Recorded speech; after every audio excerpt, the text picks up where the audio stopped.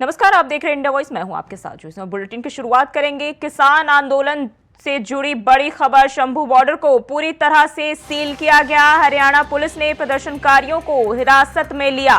फिलहाल स्थिति तनावपूर्ण। प्रदर्शनकारी किसानों ने किया पथराव। पुलिस ने ड्रोन से छोड़े आंसू गैस। अनिल विज गृह मंत्री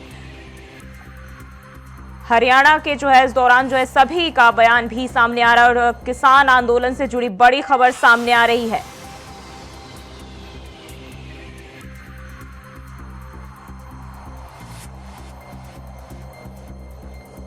शंभू बॉर्डर को पूरी तरह से सील कर दिया गया है। हरियाणा पुलिस ने प्रदर्शनकारियों को हिरासत में लिया है और फिलहाल स्थिति वो तनावपूर्ण बनी हुई है। तो किसानों के आंदोलन को लेकर यह जानकारी सामने आ रही है। हरियाणा पुलिस ने प्रदर्शनकारियों को हिरासत में लिया है। कि केंद्र सरकार से बात हो तो बात तो केंद्र सरकार दिल्ली से यहां आकर कर रही है। 2 बार बातचीत हो चुकी है और आगे भी वो बातचीत करने के लिए मना नहीं कर रहे हैं, लेकिन फिर भी ये दिल्ली जाने के लिए अड़े हुए हैं। तो वो समझ से परे की बात है कि किस लिए दिल्ली जाना चाहते हैं। ऐसा लगता है कि इनका मकसद कुछ और है। नहीं, पूरी तरह से तैयारियां हैं। हम शांति भंग नहीं होने देंगे और मेरा तो इनको ये कहना है कि ये अपनी कॉल को विड्रॉ करें, वापस लें अपनी कॉल को। और बातचीत के लिए अभी भी मुंडा जी कह रहे हैं, बार बार सरकार कह रही है कि हम तैयार हैं, तो बातचीत से ही हल निकलेगा। कोई दिल्ली पर जहाँ हरियाणा पर हमला करके तो हल नहीं निकलेगा। हल तो बातचीत करे और सरकार तैयार है। सरकार खुद पहली बार है कि दिल्ली से चल के यहाँ आई है, तो दिल्ली में जाके ये किसको सुना।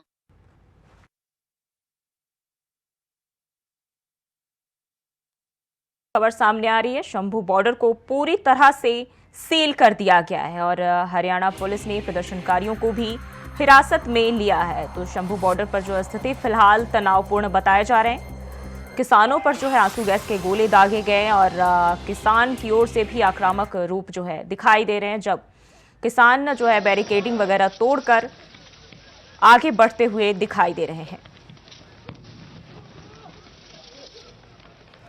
और इसी खबर पर ज्यादा जानकारी के साथ दिल्ली से अजित हमारे साथ जुड़ गया। अजित, क्या हालात है अभी, अपडेट क्या है इसको लेकर? देखिए, बिल्कुल सही बता चाहूंगा। अगर मैं राजधानी दिल्ली की बात करूं तो मैं इस समय टिकरी बॉर्डर पर खड़ा हूं। टिकरी बॉर्डर पर जो सुरक्षा के जो इंतजाम किए गए हैं वो विशेष तौर पर अब पूरी तरीके से जो बॉर्डर है बॉर्डर को सील कर दिया गया है, ताकि जब किसान यहाँ पे आए तो जो सुरक्षा के इंतजाम है जो काफी पूरी तरीके से अलर्ट मोड पर आता है। करीब 3 से 4 लेयर बनाए गए हैं जो यहाँ पर बॉर्डर को जो सील किया गया है और एक तरफ अलग अलग दोनों ही तरफ से रास्ते को पूरी तरीके से बंद कर दिया गया, चाहे वो दिल्ली से हरियाणा की तरफ आने की बात करें या फिर हरियाणा से दिल्ली की तरफ बात करें, दोनों तरफ रास्ते को पूरी तरीके से सील कर दिया गया है और 3 से 4 लेयर बनाई गई है व्यवस्था से लेकर। जहाँ एक और बैरिकेडिंग लगाई गई है वो दूसरा पत्थर भी लगा दिया गया। पत्थर पर भी नुकीली तारें बिछा दी गई है ताकि किसी भी तरीके से जो किसान है वो दिल्ली में प्रवेश नहीं करता है। तो विशेष साफ तौर पर कहा जा सकता है कि जब शंभू बॉर्डर की जो तस्वीर सामने आई उसके बाद दिल्ली में प्रवेश करे उससे पहले ही सुरक्षा व्यवस्था के मध्य विशेष तो इंतजाम पूरे कर लिए गए और न केवल दिल्ली पुलिस बल्कि पैरामिलिट्री फोर्स को भी अलर्ट मोड पर कर दिया गया। जी, अब तक कितने लोग हिरासत में लिए गए हैं? इस प्रदर्शन में जो भी लोग हैं, किसान हैं, कितने को हिरासत में लिया गया? क्या इसको लेकर कोई जानकारी सामने आई है? शंभू बॉर्डर पर जिस तरीके से जहाँ से सुरक्षा एजेंसी और किसानों के बीच में जिस तरीके से झड़प हुई और तो वहाँ पर कहीं ना कहीं एक बड़ी संख्या में, मैं कह सकता हूँ कि सैकड़ों की संख्या में जो किसान है उनको हिरासत में लिया गया। उनके खिलाफ जो कार्रवाई है वो की जा रही है। हालांकि इस झड़प में काफी किसान जो है वो घायल भी हुए हैं, जिनको उपचार के लिए आगे भेजा गया है। लेकिन कहा जा सकता है कि इस समय अब कहीं ना कहीं जो सरकार से जो आमने सामने की जो लड़ाई किसानों ने जो आगाज किया है उसमें कहीं ना कहीं इस समय अब जवान और किसान दोनों आमने सामने। जी अजित, किसान नेता सरवन सिंह पंडेर की ओर से बयान आया है जब उन्होंने ये कहा है कि किसान वो शांत थे, लेकिन पुलिस की ओर से आंसू गैस दागे गए और किसानों को परेशानी इसकी वजह से उठानी पड़ रही है। देखिए, बिल्कुल जिस तरीके से शंभू बॉर्डर पर जो तस्वीर देखने को मिली कि पुलिस और किसानों के बीच में जो झड़प हुई उसमें जिस तरीके से चाहे वो आंसू गैस छोड़ने की बात करें या जो तस्वीर हुई, वो निश्चित तौर पर कहा जा सकता है कि जिस तरीके से झड़प हुई वो किसी से छिपी हुई है। और कहीं ना कहीं उसी को लेकर के जो किसान जो नेता है, अब वो अपनी नहीं बल्कि सामने जो सुरक्षा एजेंसी है उनको कहीं ना कहीं अपने हाथों हाथ लेते हुए फिलहाल दिखाई। जी, क्या लगता है पिछली बार की तरह इस बार भी ये आंदोलन लंबा चलेगा? देखिए बिल्कुल कह सकते हैं, क्योंकि किसान पूरे मन बना चुके हैं और किसानों ने साफ कर दिया कि वो फिलहाल अभी पीछे हटने वाले नहीं है। उनका जो लड़ाई है वो जारी रहेगी। और निश्चित तौर पर जिस तरीके से बीते देर रात सोमवार की देर रात को जिस तरीके से किसान और सरकार के बीच में बात हुई, लेकिन वो जो बात है वो अपने अंतिम छोर पर नहीं पहुंच सकी, तो निश्चित तौर पर किसानों ने साफ कर दिया कि जब तक उनकी जो मांगे हैं वो पूरी नहीं होती है, तब तक जो किसानों का जो प्रदर्शन है वो प्रदर्शन जारी रहेगा और किसान अब पीछे हटने वाले नहीं है। तो ऐसे में सबसे बड़ा सवाल यही है कि क्या एक बार फिर से वही तस्वीर दिल्ली की तमाम सीमाओं पर देखने को मिलेगी, जब इस दौर में किसान कृषि कानून को लेकर के दिल्ली के तमाम बॉर्डर पर धरना प्रदर्शन पर बैठ गए थे। और वो जो प्रदर्शन है वो जी, और गाजियाबाद से हमारे साथ प्रवीण भी जुड़ गए। प्रवीण, क्या लगता है, क्या इसको लेकर अब समिति का गठन किया जाएगा सरकार की ओर से? जो ही आपको बता दें, समिति जो की कमेटी है किसान आंदोलन को लेकर, जब किसानों ने अपनी मांगों को लेकर सरकार से निवेदन किया था तो सरकार ने उनके निवेदन को ठुकराते हुए आंदोलन की चेतावनी दी थी। चेतावनी के बाद जब किसान अभी 12-13 2-3 दिन पहले जब उग्र हुए तो प्रशासन के हाथ पैर फूल गए और दिल्ली यूपी बॉर्डर पर लगातार पुलिस का पहरा बढ़ा दिया था, जिसके बाद केंद्र सरकार ने पहल करते हुए किसानों को समझाया। और कल चंडीगढ़ में केंद्र सरकार के 3 मंत्रियों ने किसानों के दलों के नेताओं से बात की और उनकी मांगों को सुना। उनकी जो मांगे हैं, प्रमुख मांगों में से जो बिजली बिल अधिनियम, जो किसानों पर कर्ज माफी है, और जो 60 साल के बाद जो मजदूर जो हो जाते हैं उनको पेंशन देने की बात कही है। और कहीं और एमएसपी जो उनका मुख्य मुद्दा है उसको लेकर किसानों को कल केंद्र सरकार के मंत्री के सामने उन्होंने अपनी बात रखी। जी, बहुत बहुत शुक्रिया प्रवीण आपका, और अजित आपका भी बहुत बहुत शुक्रिया। तो ये जो है शंभू बॉर्डर पर फिलहाल जो स्थिति है तनावपूर्ण बनी हुई है और किसानों का आंदोलन लगातार जारी है। और बात करेंगे अगली खबर की। समाजवादी पार्टी के राष्ट्रीय अध्यक्ष अखिलेश यादव इटावा लायन सफारी के पास केदारनाथ की तर्ज पर केदारेश्वर मंदिर बनवा रहे हैं। करीब 10 एकड़ में बन रहे इस मंदिर के लिए नेपाल से शालिग्राम की शिला मंगवाई गई है। बता दें, मंगलवार को शालिग्राम शिला की समाजवादी पार्टी के अध्यक्ष अखिलेश यादव ने कार्यालय में विधि विधान के साथ पूजा अर्चना की।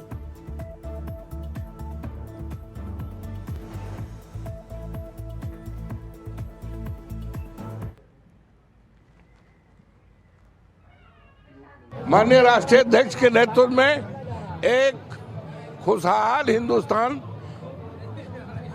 हिंदुस्तान जिस हिंदुस्तान के लिए डॉक्टर राम मनोहर लोहिया, बाबा साहब भीमराव अम्बेडकर और देश के महान सपूतों ने जो सपना देखा था समाजवाद का, भाईचारा का, आपसदारी का, खुशहाली का, उसकी शुरुआत माननीय अखिलेश यादव के नेतृत्व में पूरे देश में होगा।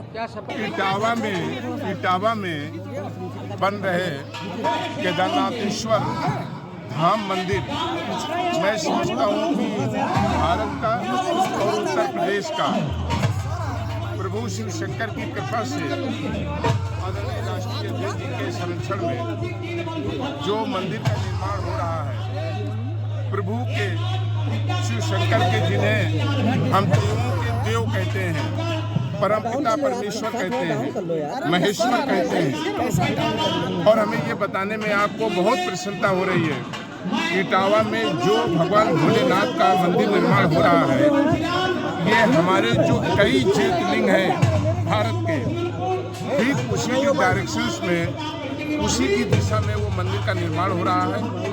उस मंदिर पर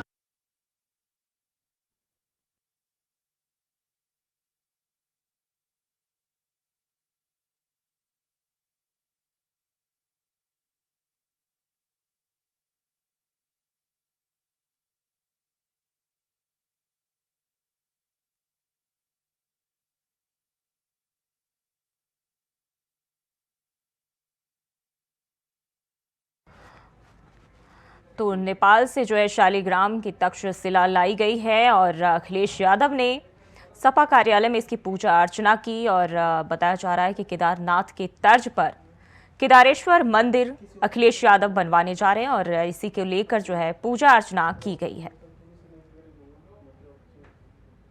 तो केदारनाथ के तर्ज पर सपा सुप्रीमो अखिलेश यादव ने आज समाजवादी कार्यालय पर भगवान शालिग्राम की विधि विधान से पूजन अर्चन किया। हमारे साथ मौजूद हैं पूर्व विधायक जी, जिनसे बात करने की, नागेंद्र सिंह यादव जी हैं, जिनसे बात करने की कोशिश करते हैं कि जिस तरह से समाजवादी पार्टी पीडीए कर रही थी, अब सपा जो है आस्था की राह पर चल पड़ी है।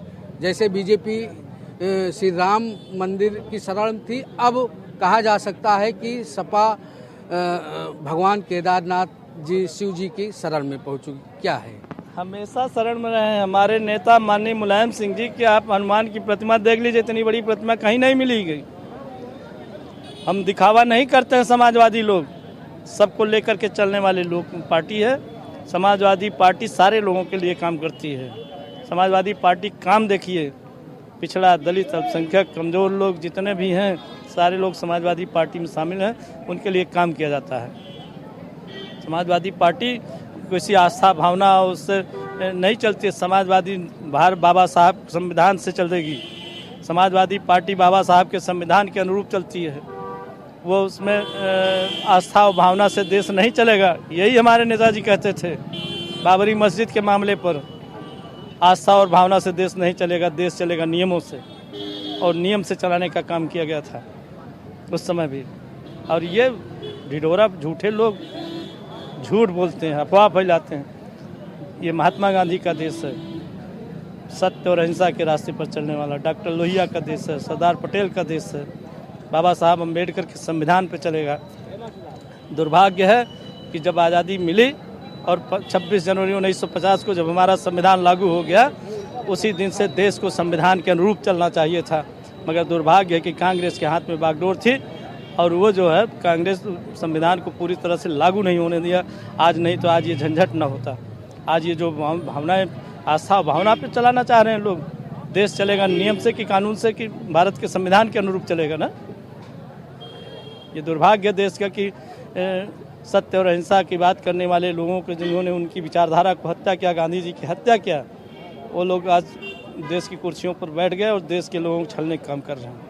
जी बिल्कुल। प्रतापगढ़ के पूर्व विधायक नागेंद्र सिंह यादव का कहना है कि जिस तरह से बीजेपी आस्था के नाम पर लोगों की भावनाओं से खेल रही है। कैमरा पर्सन राहुल के साथ आसिफ बेग, इंडिया वॉइस, लखनऊ। और खबर प्रतापगढ़ से है, जहां तेज रफ्तार का कहर देखने को मिला। बता दें कि सवारियों से भरी बस डिवाइडर में टकरा गई। साथ ही हादसे में करीब 12 यात्री घायल हो गए, जिनमें से 4 यात्री गंभीर रूप से घायल हुए हैं, जिन्हें प्रयागराज के लिए रेफर कर दिया गया है।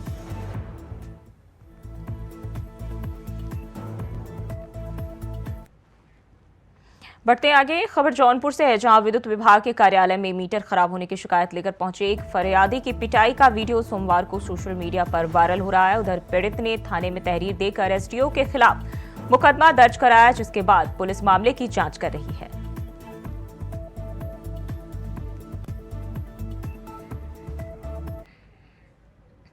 और संगम की रेती पर लगे माघ मेले में धर्म और अध्यात्म की गंगा बह रही है। लाखों श्रद्धालु हर दिन पवित्र त्रिवेणी की गोद में आस्था की डुबकी लगा रहे हैं। वहीं दूसरी तरफ संत महात्मा भी अलग अलग तरीके से अनुष्ठान यज्ञ कर रहे हैं। संत परमहंस आश्रम अमेठी के पीठाधीश्वर शिव योगी स्वामी मौनी महाराज की अगुवाई में काशी और मथुरा को कब्जा मुक्त कराने के संकल्प के साथ ही सोमवार को गंगा और यमुना के तट पर दियों का दीपदान किया गया। साधु संतों ने संकल्पित होकर मां गंगा की भव्य आरती भी की।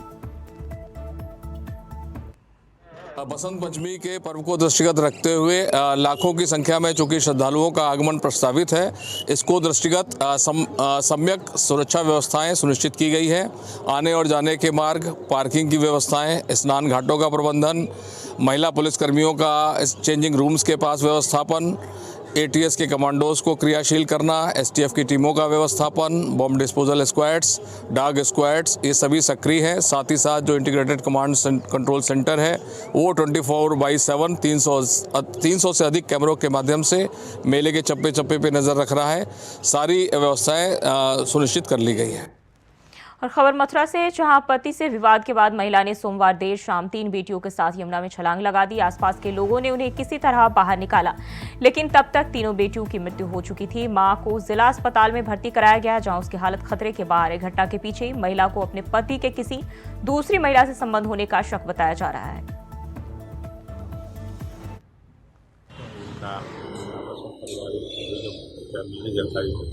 पारिवारिक विवाद था, तो आज उनके साथ वो और अपने बच्चों के साथ में जमुना जी में वो कुछ करके आत्महत्या करने का प्रयास किया। तत्काल तो वहाँ मौके पर लोग थे, उसको बचाने का प्रयास किया। इसमें वो जो तीनों जो बच्चियाँ हैं उनकी दुर्भाग्यवश मृत्यु हो गई है। महिला जो थी वो सुरक्षित है, उनको स्वस्थ है, उनका ट्रीटमेंट चल रहा है। बाकी इसकी जानकारी इसमें की जा रही है। जो महिला के परिवार के लोग हैं उनको सूचना कर दी गई है, वो लोग आ रहे हैं, उनसे भी पूछताछ की जाएगी, इनके प्रति से पूछताछ की जाएगी। कोई और कोई बात निकल कर रही है अदरवाइज तक उसमें जो विधि कार्रवाई की जाएगी। और वहीं यूपी एसटीएफ को बड़ी सफलता मिली। अवैध रूप से हलाल प्रमाण पत्र जारी कर अलग अलग कंपनियों से अवैध वसूली करने वाली संस्था हलाल काउंसिल ऑफ इंडिया के 4 सदस्यों को गिरफ्तार कर लिया गया है। मौलाना हबीब यूसुफ पटेल, मौलाना मुजीर सपाडिया, ताहिर जाकिर हुसैन चौहान के साथ मोहम्मद अनवर को एसटीएफ ऑफिस से पूछताछ के बाद गिरफ्तार किया गया।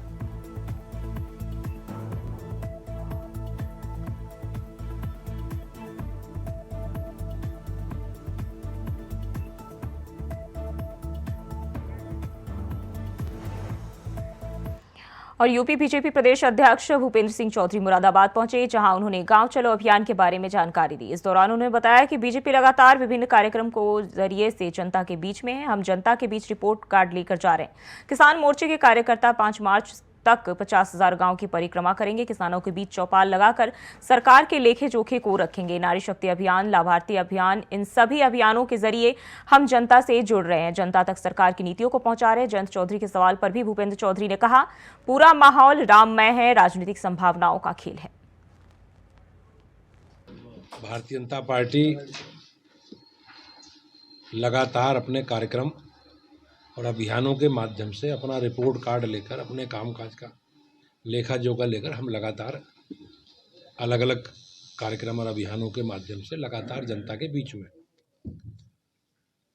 हमारा 7 तारीख से 11 तारीख तक गांव चलो अभियान हम लोगों को करना है, लेकिन माननीय जनप्रतिनिधियों के सत्र के कारण होने के कारण वो थोड़ा कार्यक्रम 14-15 तक आगे बढ़ाया है। बड़ी संख्या में लोग गांव में 24 घंटे का प्रवास और जो जो काम सरकार ने किए हैं और आगे क्या करने हैं, इसकी एक सारा रूपरेखा बनाकर, पूरा रिपोर्ट कार्ड बनाकर हमारे सभी कार्यकर्ता पार्टी के नेतृत्व को सौंपेंगे। अभी किसान मोर्चे ने आज से ही और 5 मार्च तक 50,000 गाँवों की परिक्रमा करनी है।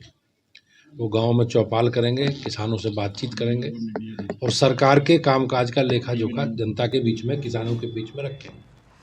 और अलीगढ़ में पुलिस के साथ बदसलूकी करने वाले भाजपा नेता राकेश सहाय समेत 4 लोगों को पुलिस ने गिरफ्तार किया है। दरअसल थाना बन्ना देवी इलाके के शहंशाह तिराहे पर गाड़ी खड़ी करने को लेकर एक दिन पहले राकेश सहाय ने अपने 4 अन्य साथियों के साथ मिलकर ड्यूटी पर तैनात पुलिस कर्मियों के साथ गाली गलौज करते हुए बदसलूकी की थी। इतना ही नहीं, मारने पीटने पर उतारू भी हो गया था। वहीं घटना का वीडियो वायरल होने के बाद सोशल मीडिया पर अलीगढ़ पुलिस की किरकिरी होते देख एसएसपी संजीव सुमन ने घटना का संज्ञान लेते हुए तत्काल मुकदमा दर्ज करने के निर्देश दिए और तब जाकर कार्रवाई की गई। थाना बन्ना देवी क्षेत्र के अंतर्गत पुलिस के साथ दुर्व्यवहार करने के संबंध में जो अभियोग पंजीकृत किया गया है, उसमें वांछित अभियुक्तों को गिरफ्तार कर लिया गया है। विधिक कार्रवाई अमल में लाई जा रही है। पुलिस के द्वारा अभियुक्त के साथ दुर्व्यवहार करने वाली बात निराधार है, महज एक अफवाह है। शांति व्यवस्था कायम।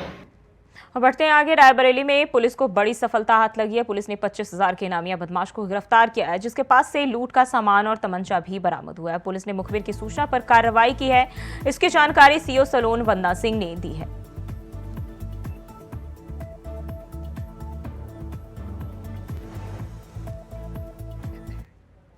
और यूपी में 5 आईपीएस अफसर के तबादले किए गए, जिनमें नीलाब्जा चौधरी आईजी पीएसी, चंद्र प्रकाश आईजी प्रशिक्षण निदेशालय लखनऊ, विपिन कुमार मिश्रा अपर पुलिस आयुक्त अपराध मुख्यालय कानपुर, कमिश्नरेट सुरेश्वर डीआईजी अभिसूचना मुख्यालय लखनऊ और कमलेश कुमार दीक्षित डीसीपी लखनऊ बनाए गए।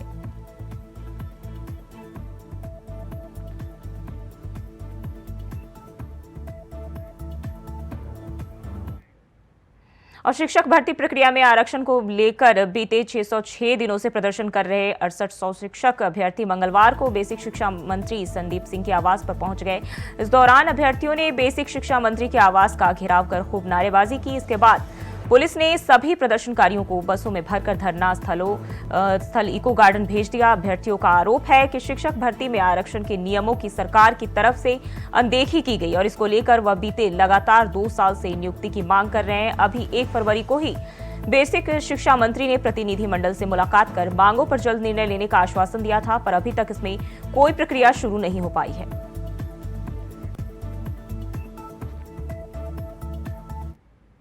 और फिलहाल के लिए बुलेटिन बस इतना ही। खबरों के लिए बने रहे इंडिया वॉइस के साथ।